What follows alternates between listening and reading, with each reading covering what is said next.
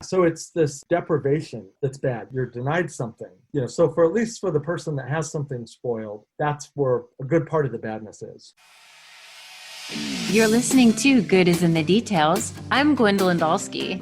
And I'm Rudy Salo. Okay, and Rudy, we've been doing this for a couple years now, and it seems to have just occurred to us that we do not have a mission statement. Not totally fair, Gwen. A friend of mine who's a podcast guru listened to the show. He thinks it's great, and there's something here. You and I, the reason why we've been doing this for a couple of years is something is here, but there is something missing. And that is, what's our mission statement? Okay, so what are we doing, Rudy? Well, I've always thought that what we are doing is talking to different experts, right, who have different approaches to life, and they have expertise in certain areas, whether that's in relationships, whether that's in current events, whether that's in economics, real estate, and trying to take that expertise / their philosophy and expanding upon it and turning that into life lessons. But that's way too gobbledygook of a statement for a mission statement. So okay, so it's not bumper sticker ready. Oh, no. Hell no, it's not bumper sticker ready. I think what's bumper sticker ready is whatever Rudy. Whatever Rudy is a great bumper sticker, which you can constantly say to me. What I came up with, okay, for our mission statement is the following.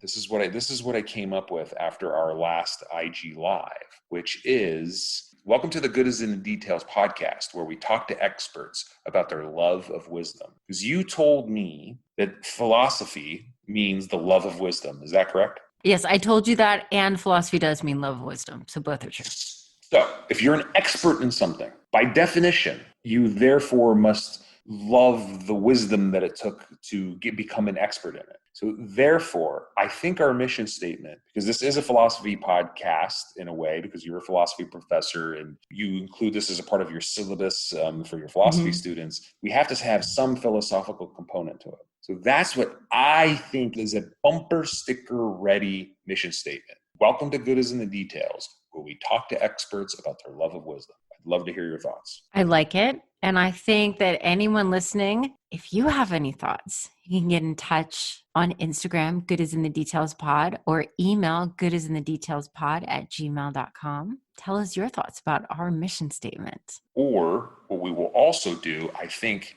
Gwen, since we do have a Facebook page that we could use some more activity on, perhaps we should set up a poll where we have, this awesome mission statement that I've come up with thanks to you. And then maybe we have something else and people can vote on it or not. But I'd love to see more activity on all of our social media channels. That's right. Facebook. I keep forgetting about that. Okay. So we're on Facebook as well. We're also on Patreon. So I'm going to add another book to the book club on Patreon. And then we're also adding, if you do the top tier, then you get a free signed copy of the raffle. And what was it the band left out? That's right. That was my last punk band before I, hung up my bass guitar. Yes, right. You will get Left Out's one and only album from 1997, which I swear to you, 24 years later, still kicks a lot of ass. Indeed. Okay. So patreon.com/good is in the details. And in this episode, we're going to be talking about a lot of films, and we're going to talk about the philosophy of spoilers. Our guest is Richard Greene, and we're talking about his book, Spoiler Alert. Some of the films that we should mention that do get spoiled. We've got Inception. What is the film that is it Star Trek? And so what is it that you say you have a poster of in your office? One of the greatest films of all time, Star Trek II, The Wrath of Khan. Okay, all right, that gets spoiled. I love the way you're looking at me. That gets spoiled.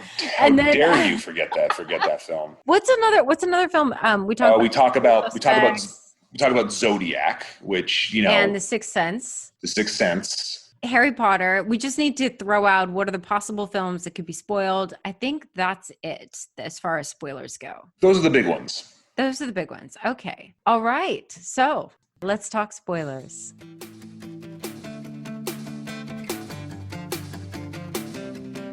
Richard, welcome to the show. I think something that comes through in your writing is that this is something that is an enjoyable thing to think about. It's a delight to read, but in part because it's just very clear that there's a playfulness to the writing. So it's not only an intellectual and a thoughtful piece and a philosophical piece, but there's a bit of a playfulness to it. Or what do you think about that characterization? Is that okay? Oh, yeah, exactly. Okay. It was a hoot to write. A hootness?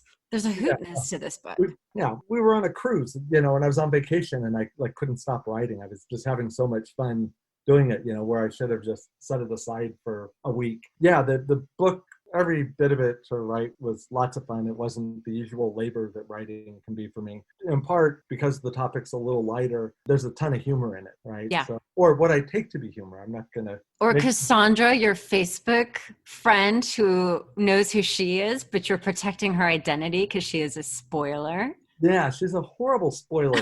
That made me laugh. That I suspect she knows this is her.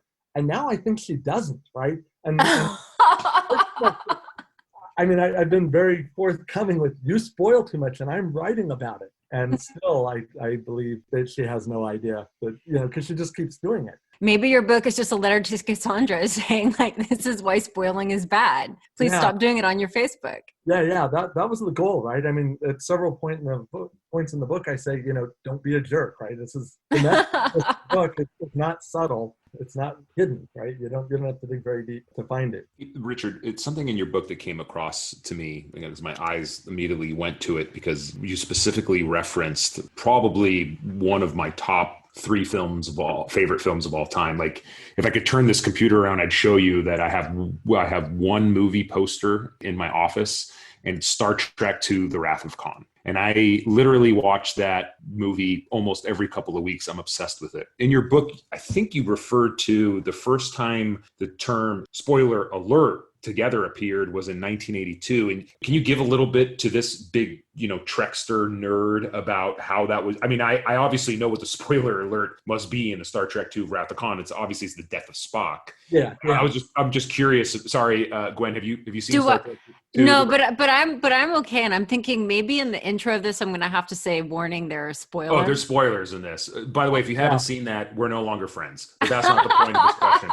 Richard, I'm sorry. Richard, could you tease that out a little bit? I really want to know a little bit of that background. There were all these chat rooms and news groups on the internet at the time, right? So this is kind of pre-social media as we understand it. And so somebody in one of those, and it was a sci-fi group, and a fairly popular one, people all over the country were going into this and engaging in the chat. And somebody coined that phrase there, or spoiler alert properly, as opposed to spoiler, which of course is Doug Kenny from National Lampoon fame a little earlier on. So the significance of that is that expression took off, right? At that point, internet chat rooms all over the place were starting to say spoiler alert and admonishing people for revealing spoilers and so forth. That's something that I thought was interesting, was that there was like this bit of etymology about the notion of spoiler, that it didn't really exist in the same way until you have technology coming around and people have to say, oh, this is going to happen. Let's dive into the definition that you give of what makes a spoiler a spoiler. Yeah. Okay. So there's a build up to this. Part of the goal is achieve this sort of reflective equilibrium between the philosophical account that we want to settle on and the way the term is used by layperson, right? I mean, it would just be insane to give a highly technical, stipulated technical definition and say, well, this is what it is, and have it not correspond to anything actually going on. So it's a lot of back and forth. So I start by saying, well, it applies to things like movies and television shows, and it's revealing of information. Eventually chip away at that.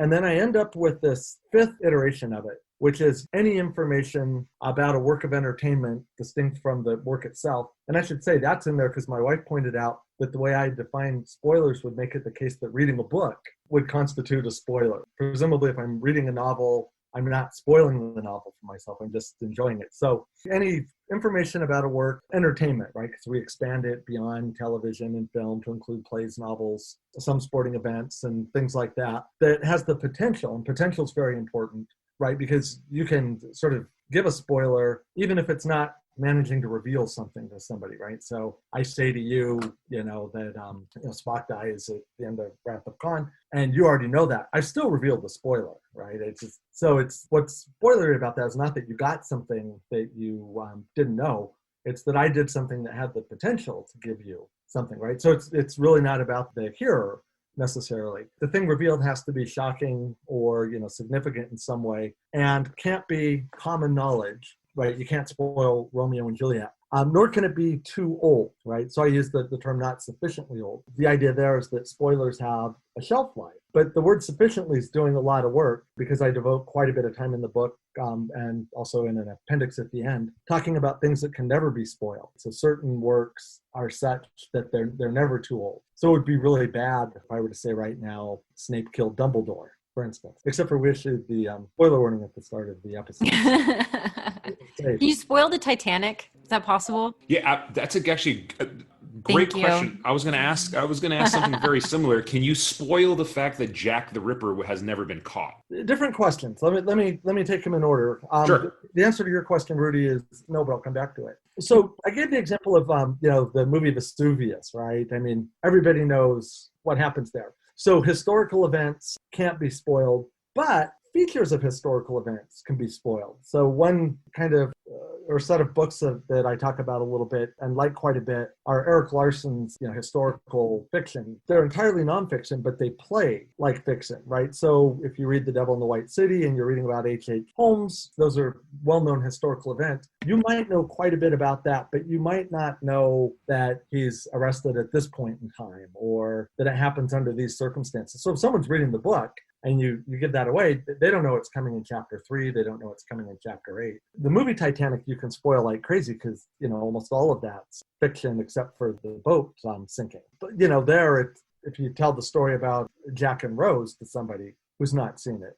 then I would take to be an instance of spoiling. So within these big events, right, you can't spoil the movie Vesuvius if you say a volcano erupts, but you can spoil parts of the love story, that's taking place. I'm sorry, remind me again, Rudy, your question was? If you told somebody that, number one, wasn't aware of the story of Jack the Ripper, right? Let's say, my children, like someday I'm going to have to tell them, we're going to go to London, we're going to do the Jack the Ripper walk.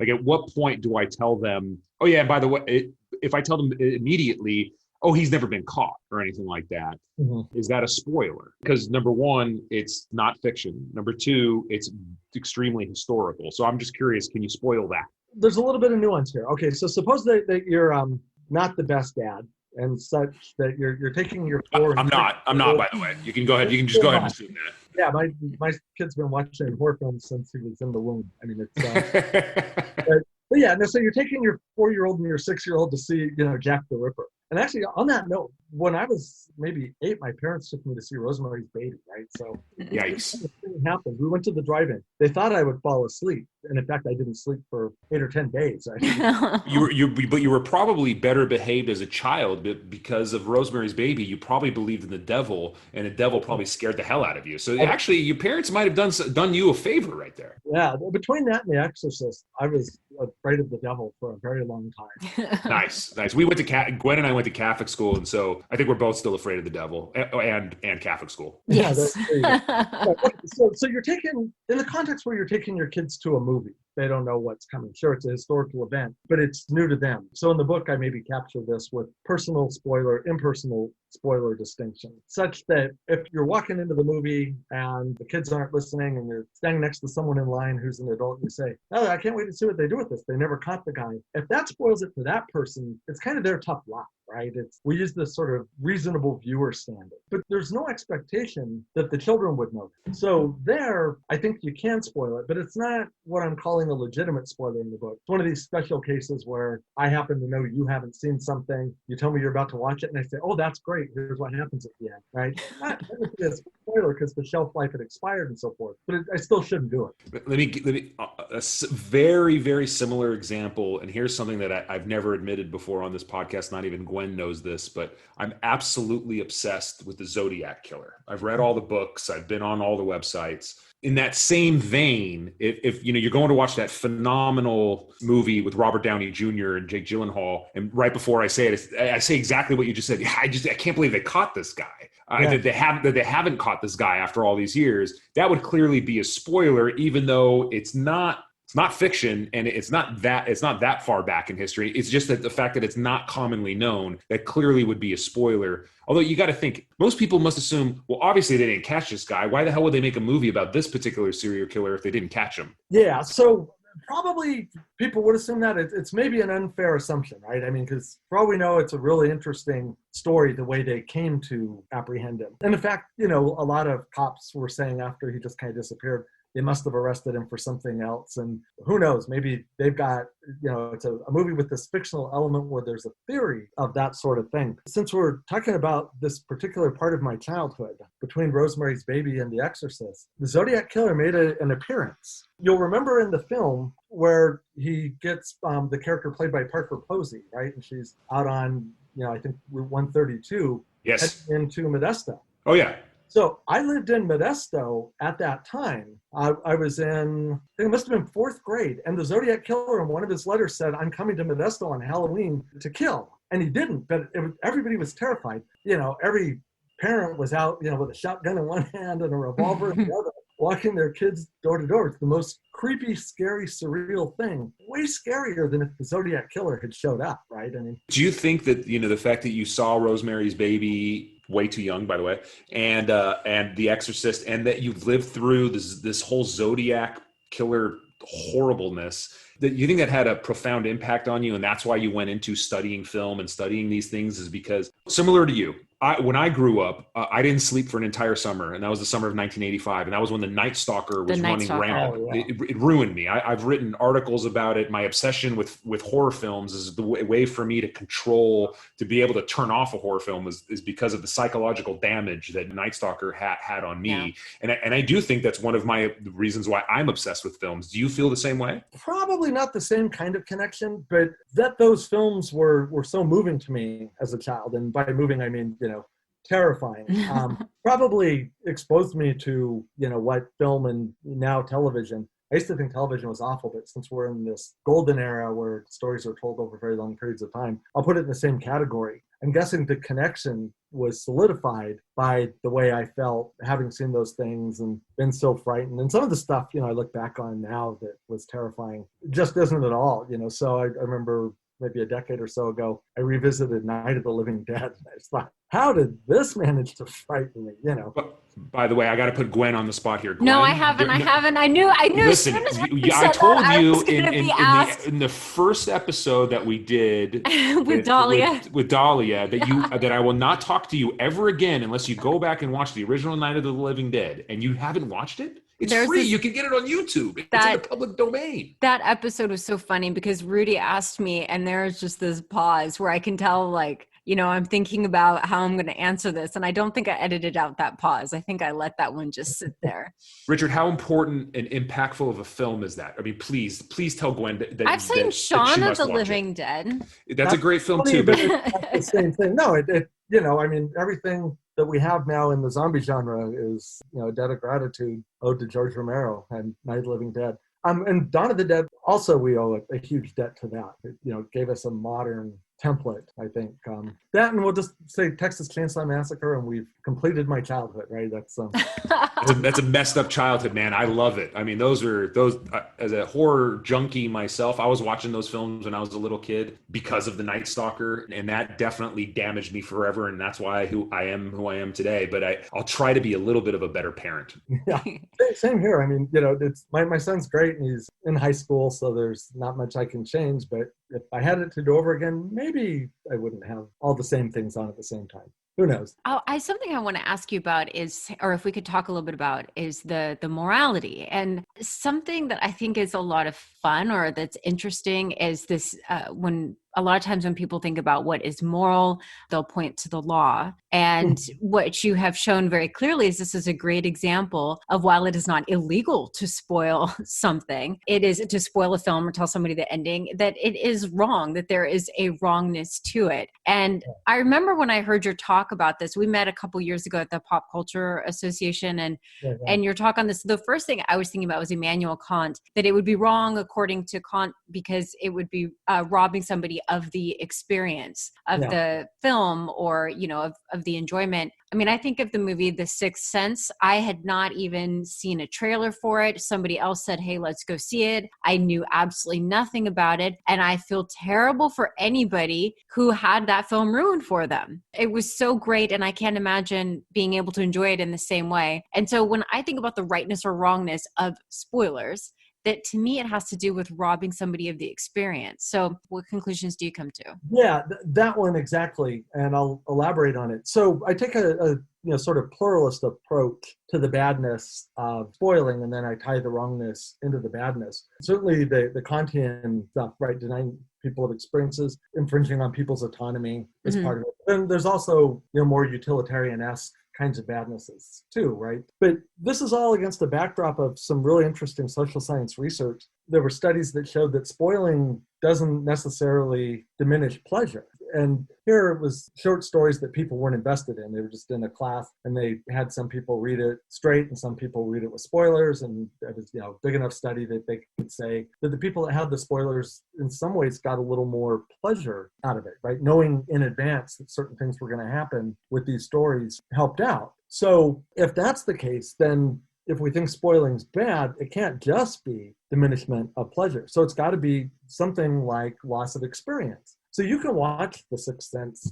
20 times if you want to, but you don't get to have that first experience where you first learn the twist each of those times. That's kind of a one-time thing, right? Unless something really weird happens, like you go into a coma and come out of it with no memories. And so I sort of seek the badness, part of the badness at least, in those kinds of things. And so one example I give is a couple times in the book is that, I can always watch Murder on the Orient Express. And the more recent one I actually really like quite a bit, but I mean the 1974 version with Albert Finney, right? And that hinges on a pretty big twist, like The Sixth Sense. And so I'm not getting that twist, right? That's only been a surprise one time. So there has to be something else that I'm enjoying about that, which is, great acting, great performances, great writing, all kinds of good things about it. But none of them add up to that first experience. The first time you watch it and you get the twist, you're just, sort of dumbstruck. It's like, whoa, I didn't see that coming and should have. So it's this deprivation that's bad. You're denied something, so for at least for the person that has something spoiled, that's where a good part of the badness is. Your example of Murder on the Orient Express is very similar to something similar that you addressed in the book. I can watch The Usual Suspects whenever it's on. If it's on, it'll distract me and I can watch it. I was very fortunate to actually see The Usual Suspects in the theater. Many people didn't even see it in the theater. I saw it because you saw it. Nice. I can watch that for forever. Sixth Sense, I saw it in the movie. No one spoiled the ending. I've never seen it since. So there is something inherent about the film, The Usual Suspects, that of course I already know what the ending is, but it's just such a phenomenal film, such a phenomenal work that I will watch it even though I know the ending of it. Whereas A Sixth Sense, I mean, great movie, but I'll never watch it ever again. Yeah. That movie hinged on that ending to me personally. Do you agree? I mean, maybe just some films out there have something and some don't. It's just the underlying quality of it. I don't know. I'd love to hear your thoughts on that. Yeah, take the twist at the end of Planet of the Apes, right? The 1969 version. If that weren't in there, that would still be a great movie. I would watch it over and over. Well, amen. I wasn't a big fan of The Sixth Sense. I like the twist at the end, but I think that's kind of all there is to it. Whereas with The Usual Suspects, there's a couple of different things going on. There's the 3 or 4 times you have to watch it to see how every clue led up to it. But once you've exhausted that, because The Sixth Sense, you master it instantly. Oh, he's dead. Okay, good. With The Usual Suspects, there's all these things that tie together. And I thought about that movie, every day for 3 weeks. And I didn't have a clear sense of how it all tied together until I saw it more than once. But then, even then, once you get past that, there's lots of other good things about the film, right? I mean, it looks great, the story's great, and the cinematography is incredible. The soundtrack's wonderful. It just falls into the category of movies that you can watch over and over because there's something about them that's very good or resonates with you. You're right. That ensemble cast, they were all just... Is it Benicio del Toro in that? He is. He plays Fenster. Yeah. Phenomenal. You're right. I have seen that more than once because it is just fantastic. And you're right. I haven't watched The Sixth Sense, so the whole thing was about that surprise. Now, the movie that's coming to my mind is the film Inception. Is it possible to spoil that film? Oh, yeah. Because doesn't the director intentionally leave it open where there is this possibility of different ways that you're not, you have to almost watch it again in order to figure out what is going on, but it's not a definitive twist. It leaves you. So that's why I'm wondering, can you spoil the film Inception? Yeah. So, is it possible? I'm not asking if you can. Yeah. No, but I think that I'm just trying to think back on it to what I didn't find any of it too ambiguous, right? It seemed like a Cartesian dream sequence within a dream sequence. And it was like they pulled this thread, and when they came out of it, you leveled up, you leveled up, you leveled up. Am I remembering this correctly? Right. So yeah. It's just that at the end, the question is, was it a dream state or not? And so I'm wondering if that really is, if that can be a spoiler, because I think that it's left open enough for you to wonder if the entire thing was in itself a dream. Yeah, that's a good point. So maybe I took it too literally and thought, yes, the answer is that it is. But let's take your interpretation, and you say there's this movie and they do this stuff where they have dreams embedded in dreams, and in the end you're left with this question, right? Just telling that, just saying the ending is ambiguous counts as a spoiler, right? So I just did a spoiler. Oh yeah, but we said it. I haven't seen it. I haven't seen Inception. You just ruined it. Here's the thing. I could never sit through it. Every time I tried to watch it, I can't sit through that film. And now you told me the ending. Thank you. I still don't want to watch it. It's not sufficiently great that its spoiler shelf life hasn't expired, right? You can say whatever you want about, it's like reporting what happened on I Love Lucy, right? Its time has come. Leo looks good. Dreams are inside of dreams. So I have a question then, because you have a section about nonfiction, or even about sports, like spoiling a game, saying who won. I am wondering, what about something like comedy? Because your book had me thinking about that the spoiler almost seems to be, if you have to explain the joke or something like that, then it's somehow ruined. Or I guess I was also thinking about like a nonfiction event. Yesterday, there was just this completely, I don't know if you saw any of the news, but I just happened to turn it on right when there was this absurd press conference. But I kind of wanted the person, yes, I kind of wanted the person that I was going to tell. I didn't want to spoil it for them because it was so funny and absurd that I didn't want to tell the person exactly what had happened. So I didn't want to spoil them of the humor and the absurdity of it. And that was a nonfiction thing. It wasn't exactly a joke, but something that is funny. It's like, hey, you got to see this. You don't want to tell them exactly what they're about to see. Mm-hmm. Is that in the same realm? Yeah. So it sounds like you don't want to spoil that. So I'll just say that poor guy in the last month has been in a gotcha movie, did a press conference next to a phone store, and now stuff is happening to his face. Rudy, did you see it? Do you know what I'm talking about? I think I know what you're talking about. Is this Rudy Giuliani in the hair dye? Yeah, the other Rudy. I was watching it in real time. And I'm like, what? And I'm feeding my daughter. So it's like, it was time for her to eat. So I'm like trying to spoon feed her, and I'm looking at her mouth to making sure I'm getting the food in the mouth. And then like looking at the computer screen, and I'm thinking, am I seeing what I'm seeing? So you watched it live?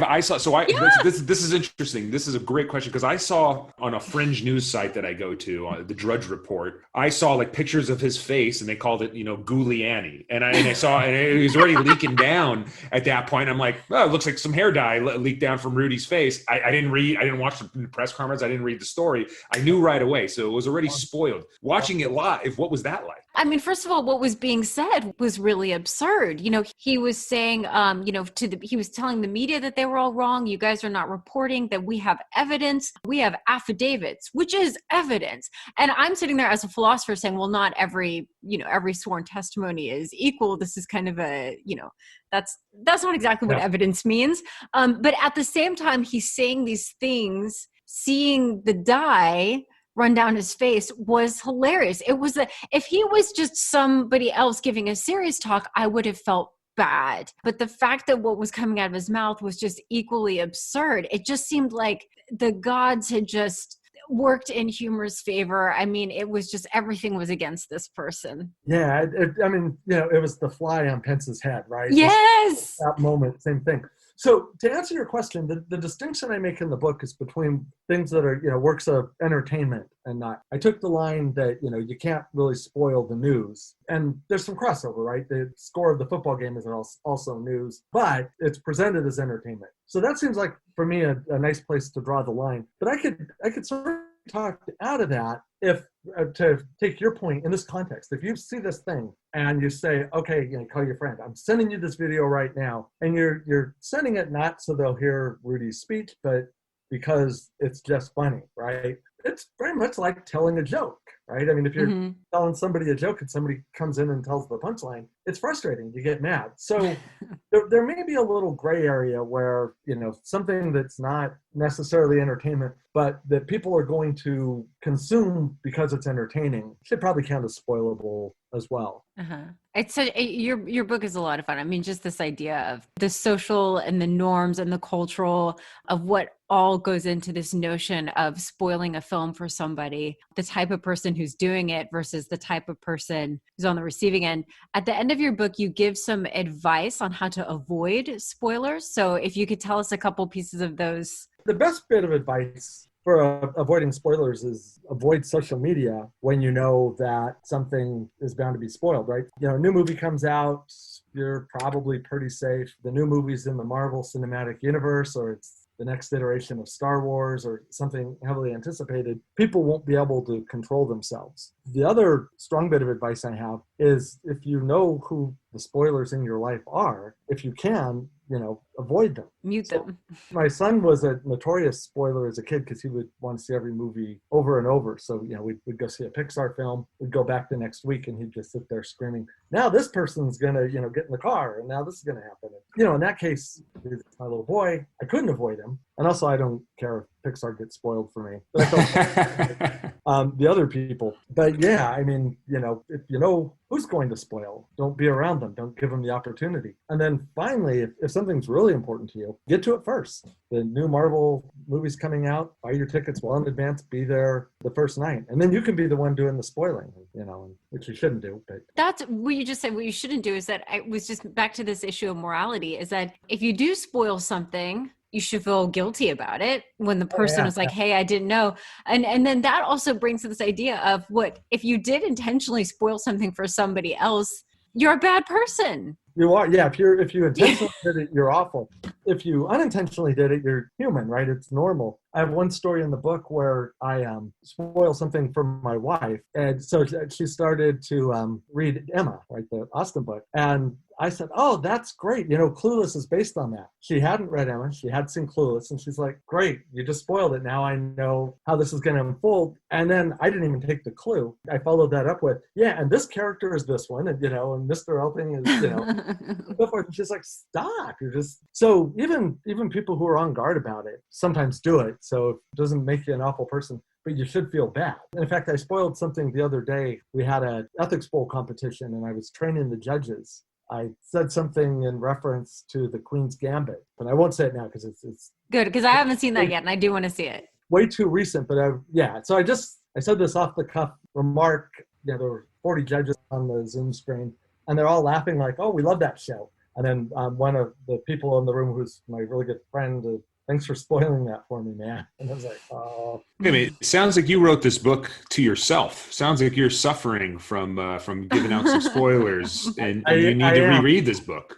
I write for myself pretty much. I'm just trying to make myself laugh. Well, Richard, thank you so much for joining the show. Thank you. Thank you so much for listening. I have links in the show notes to Professor Greene's book and also to his podcast, I Think Therefore I Fan. Rudy and I will be doing an IG Live the first Tuesday of every month around 8:30 p.m. So tune in to check that out. And I've also linked our Patreon page to the show notes. All right, now, have a good day. I hope you're still wearing your masks. And until next time, bye.